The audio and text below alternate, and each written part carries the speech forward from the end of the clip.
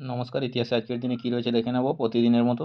1840-এ ওয়াইটাঙ্গি চুক্তির মাধ্যমে British colony হিসেবে নিউজিল্যান্ডের আত্মপ্রকাশ।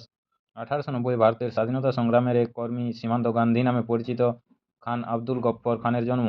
1891-এ বিপ্লবী অমর বসুর জন্ম। 1907-এ ইন্ডিয়ান লীগের প্রতিষ্ঠাতা তথা ভারতীয় জাতীয় কংগ্রেসের প্রতিষ্ঠাতা সদস্য রেভারেন্ড কালীচরণ বন্দ্যোপাধ্যায়ের মৃত্যু। 1931-এ আইনজীবী, বিপ্লবী ও জাতীয় কংগ্রেসের অন্যতম রাজনৈতিক ব্যক্তিত্ব মতিলাল নেহরুর মৃত্যু। 1932-এ কলকাতার সমাবর্তন উৎসবে গভর্নর স্ট্যানলি জ্যাকসনকে গুলি করে বিপ্লবী বীণা দাস।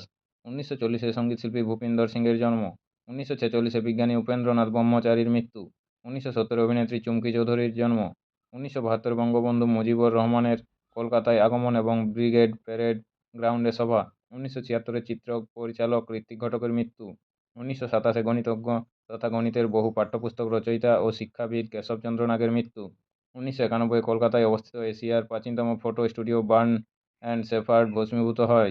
1997-এ বিশ্বভারতী বিশ্ববিদ্যালয়ের সমাবর্তন উৎসবে কণিকা বন্দ্যোপাধ্যায়, লতা মঙ্গেশকর, নীরজ চন্দ্র চৌধুরী, সুখময় ভট্টাচার্য, কোটা শিবরাম করন্থ, এলিজাবেথ ব্রুনার ও ইসিজি সুদর্শন একযোগে দেশিকোত্তম সম্মানে ভূষিত হন। 2020-তে কলকাতার ক্যাবারে কুইন মিস শেফালির মৃত্যু। নমস্কার, আজকের ইতিহাস এই পর্যন্তই। পরের ইতিহাসটি পেতে চ্যানেলটিতে সাবস্ক্রাইব করে পাশে থাকা বেল আইকনটি অল করে রাখুন। সবাই ভালো থাকুন, সুস্থ থাকুন। দেখা হচ্ছে পরের আপডেট ইতিহাসে। নমস্কার।